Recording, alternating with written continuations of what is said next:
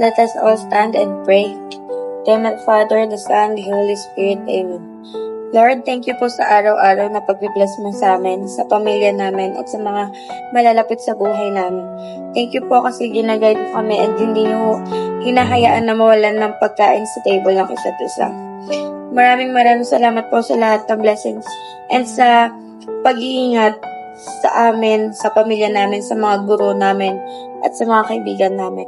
Patawarin niyo po kami sa mga kasalanan na nagagawa namin sa isip, sa salita, at sa gawa.